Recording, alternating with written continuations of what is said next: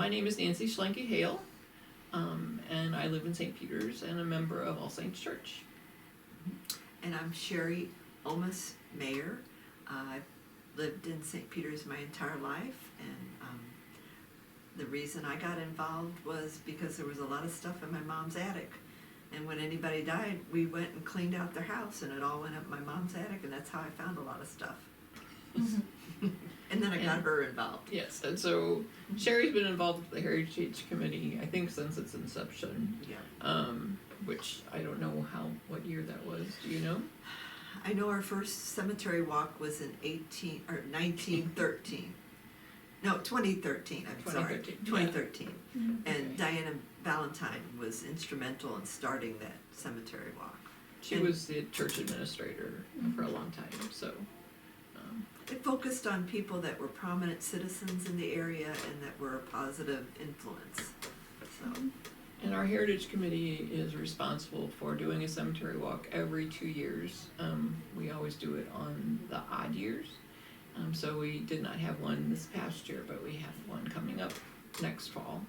And we are already working on our scripts and things for the cemetery walk, so that we usually have like 6 or 7 individuals that we highlight, as well as some of the history of the church.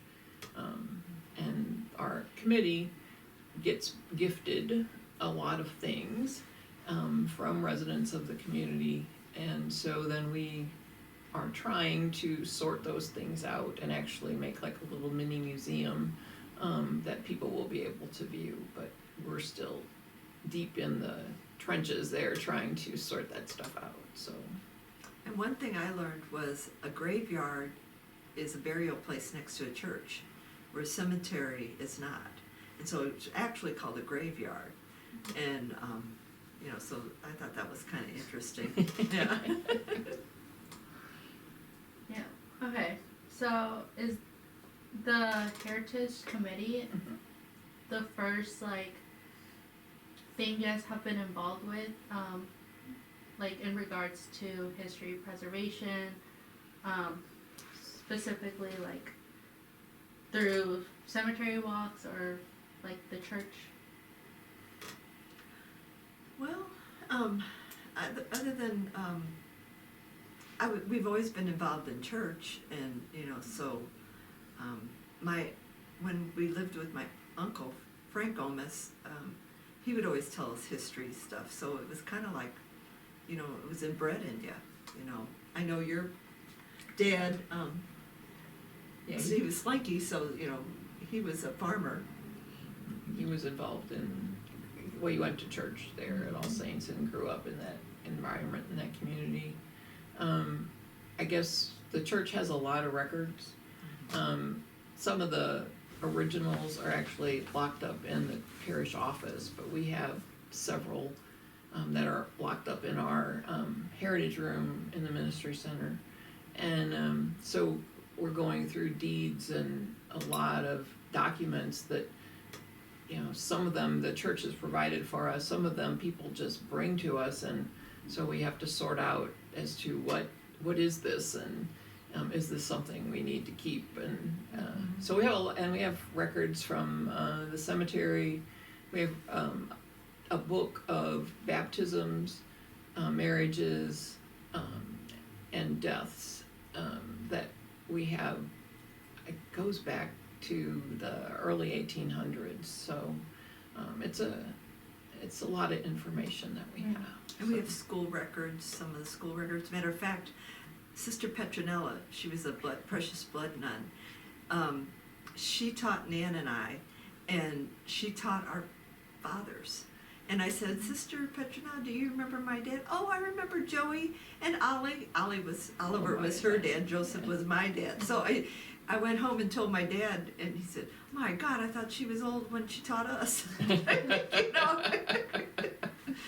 So it's kind of, history plays out, but, it was really, the religion was important to them.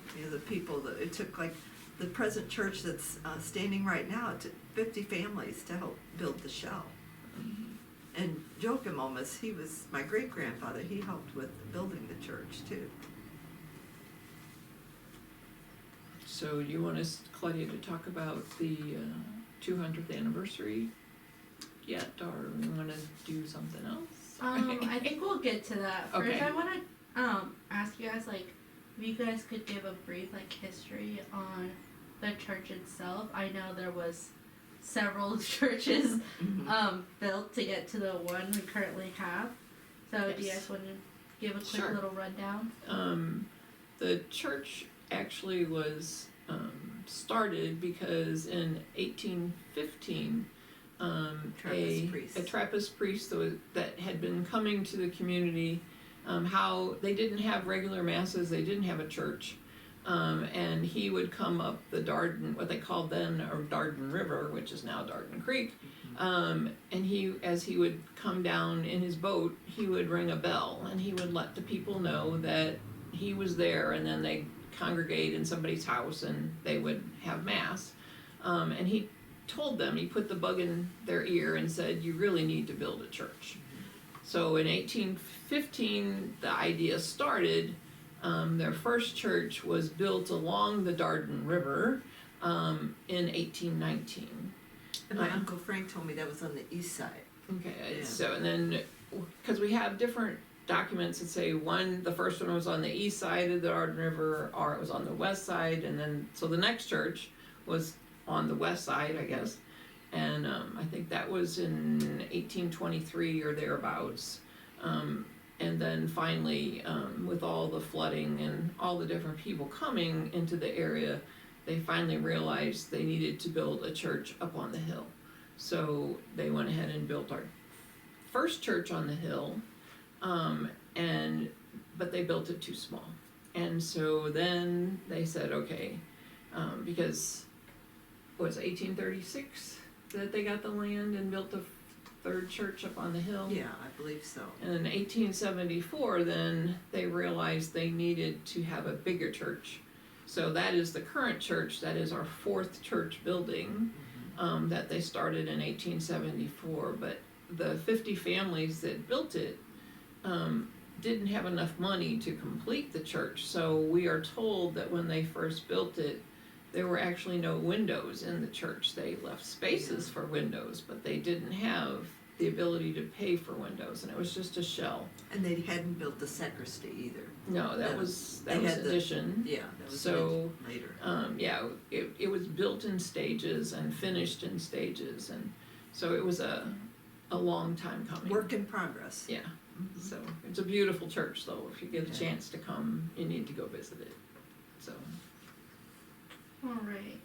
So, do you guys know how records were kept, originally, and what records were kept? Wow. Well, everything was written. It was either written in French first on, right? And then there was Then German, French and German. It seemed like when in the 1840s, 30s, 40s, 50s, there was a group of Germans from like the Hanover region came over, and I think the French moved on. The Germans were very good at Well, one priest realized, and it was written, I don't have the date with me. No, it was before him.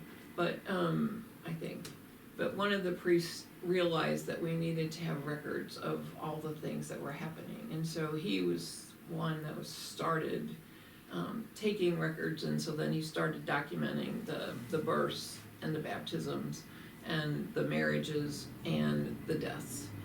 Because before that, people were placed in our cemetery, but we didn't have a record of it.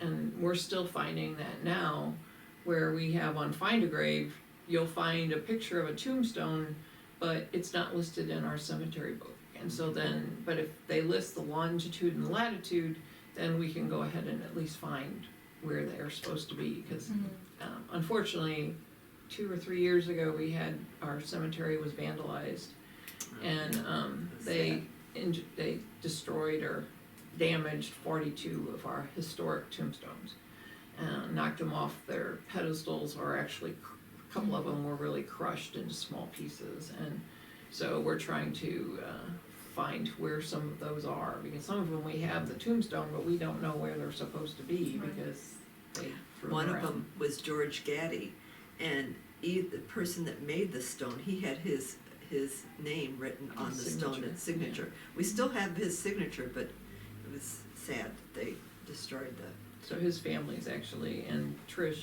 are actually paying to have a new stone put up Yeah. for him because his was destroyed.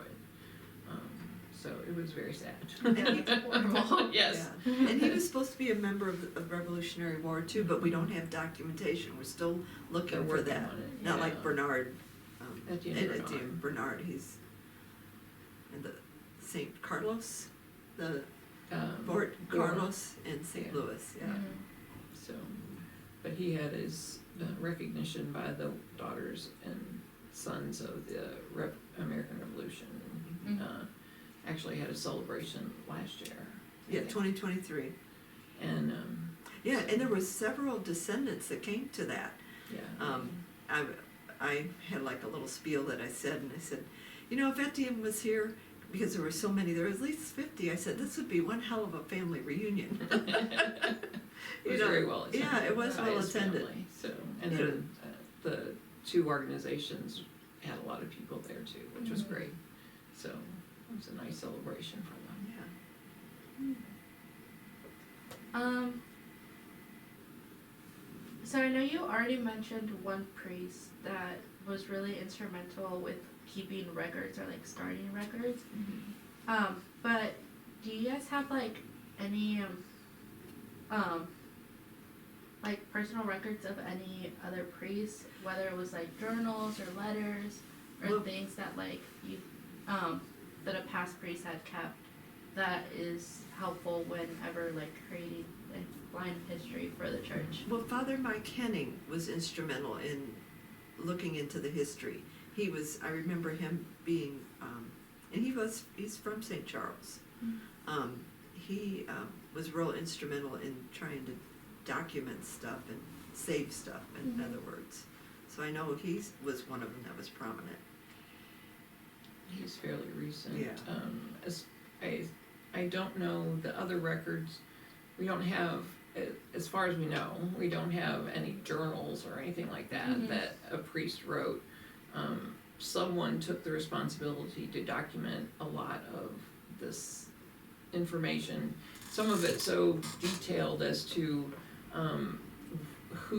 how much did a person donate for reserving their pew, and then how much did they give because we had a need for a new storm door or something. And so we have records about people that donated that, and if they donated $1 or 50 cents. I mean, some of the records are unbelievable. We have a ledger that is from the 1800s when different parts of the church were renovated or finished.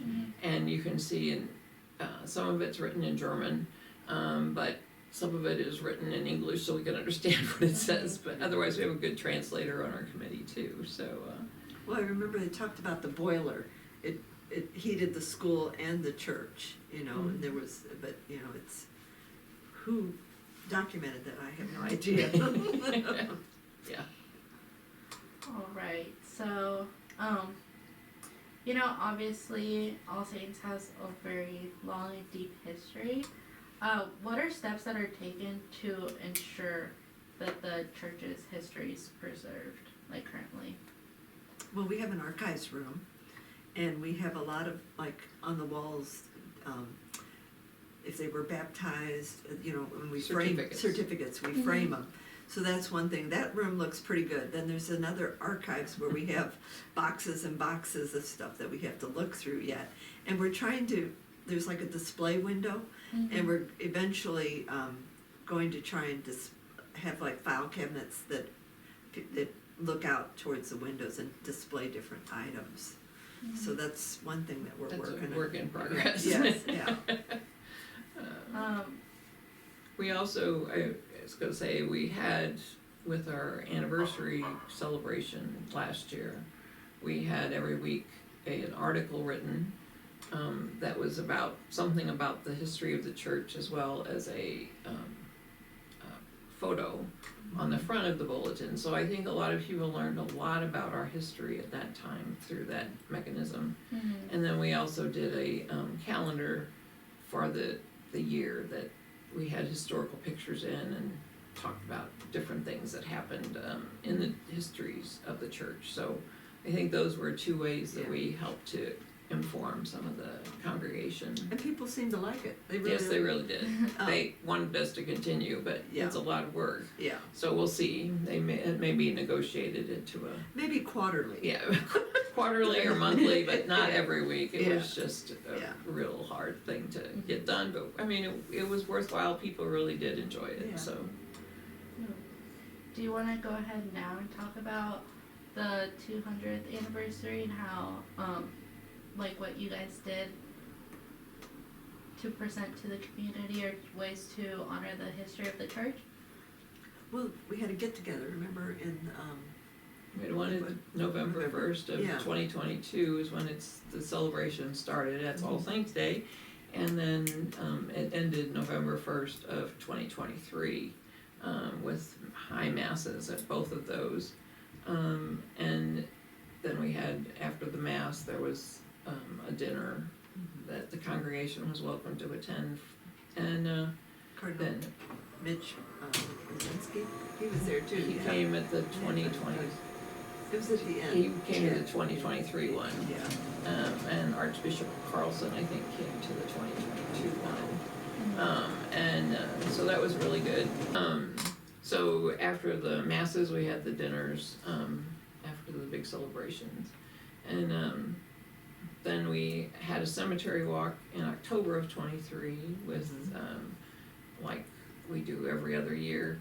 And people really enjoyed that. We had a Saturday evening performance in the cemetery, and then on Sunday, we actually repeated the performance but did it in the church so that if people could not walk through the cemetery, they could still hear it. Yeah. And that was the second year we did that. The first time that we had it in the church, it was because it was raining, and so we were forced to, but people had such good response to it. We said, okay, well, that's what we're gonna have to do from now on. So now we'll have one in the cemetery and one in the church for Well, 2025. People with disabilities, you know, includes them as well, so. Yeah, because you can't take a walker and Yeah. or a scooter into the church or in the cemetery. Yeah. It's just the ground's too uneven, and we would have falls and injuries, and that wouldn't work. Yeah. So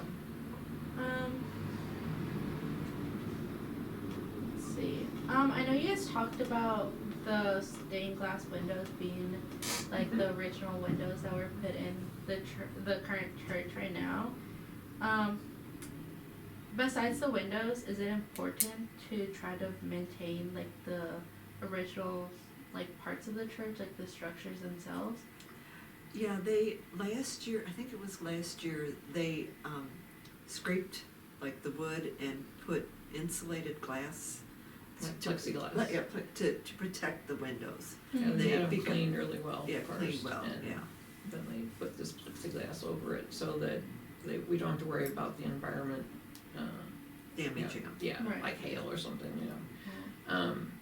And I mean the rest of the church is Well, in the Yeah. belfry, they did the belfry, they had bats up in there, so they had to wait to certain times, you know, whenever, because of environmental things, till all the bats got out, and then they put like the eaves, so that the bats can't go back in the belfry, so they did do that as well. So that was to help preserve. And they worked out our clock and our chimes that go. Yeah. The rest of the church, I mean, it's mainly cleaning and keeping it in good repair. If we have any damage or anything, you know, that's something that the office takes care of for us, which is good. So. Okay.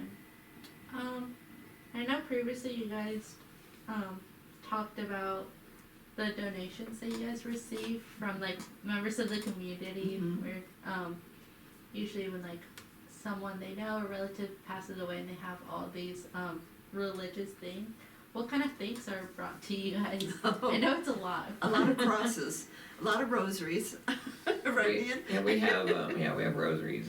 Prayer Coming out cards. very easily. Prayer cards. Yes. Holy cards, we have tons. We have binders full of those. Because when anybody dies, usually they have a holy card. And so, some of them we have several. Bibles. Yes. One lady gave us a Lutheran Bible. Yeah. And it was written in German, so we didn't know. Yeah. And so one of Sherry's friends who quilts with her there at church, she said, well, first off, this is a Lutheran Bible. Yeah, And we're yeah. like, oh, okay, well, we need to give it to our Lutheran friends.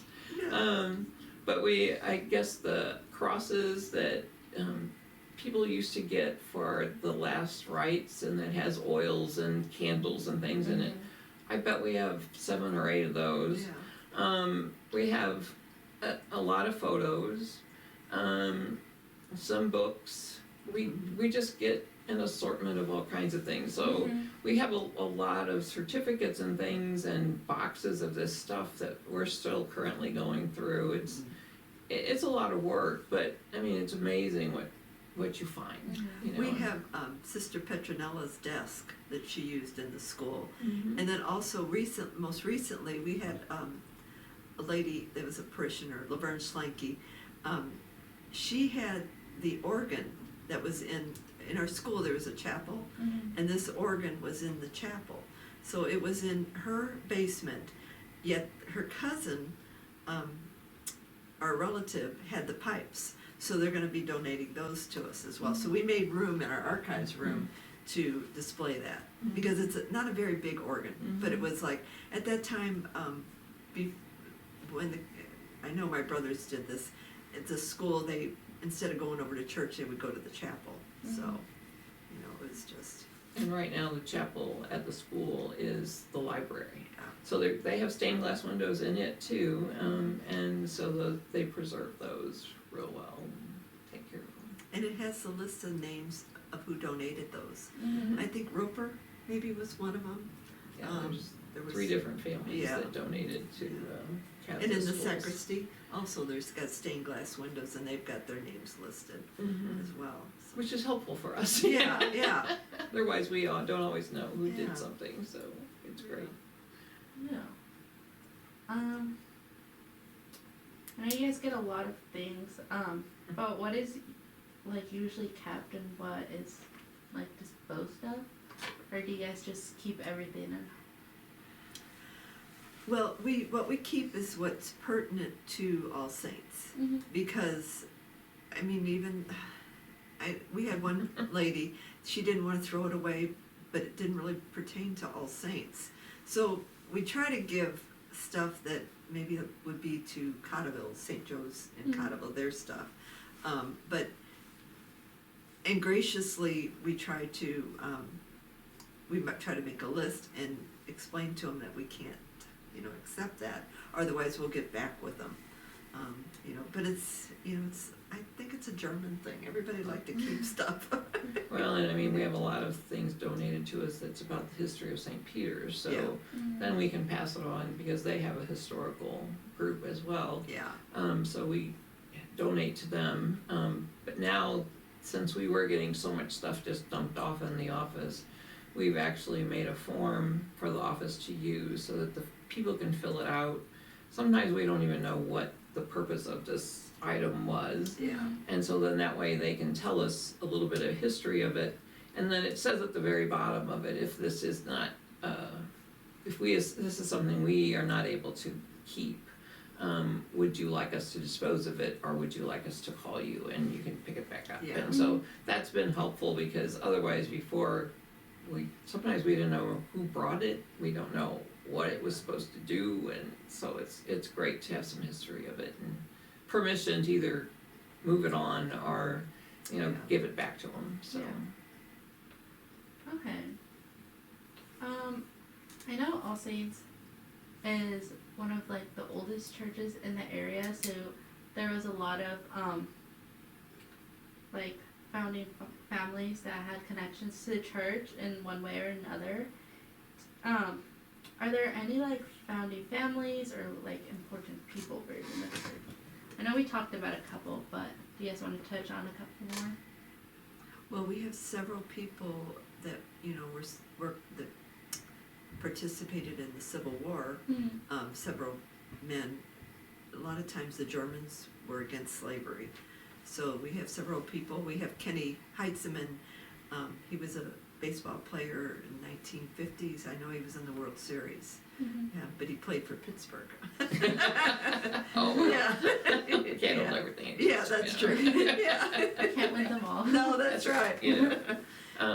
Yeah, but Well, Father Stottinger yes. is buried there. He's the only. Well, I thought at one time we thought he was the only priest, but there is a There's Father another one. McNamara, and he taught us in high school. Yes. But we didn't know he was a priest. No.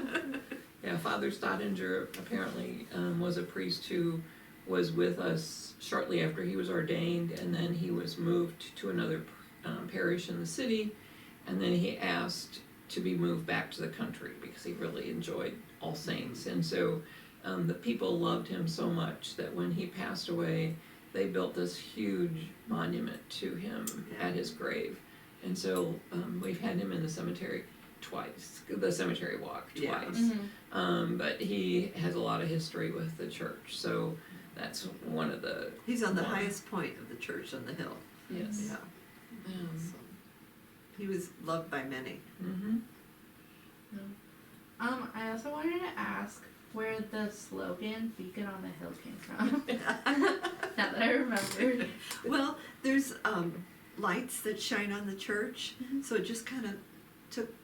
That was our the theme. That was our theme for the Yeah. 200th anniversary. Yeah. The committee was tasked with, okay, we got to have something that's gonna go on our logo, and we're gonna get stuff, made for just the 200th anniversary celebration.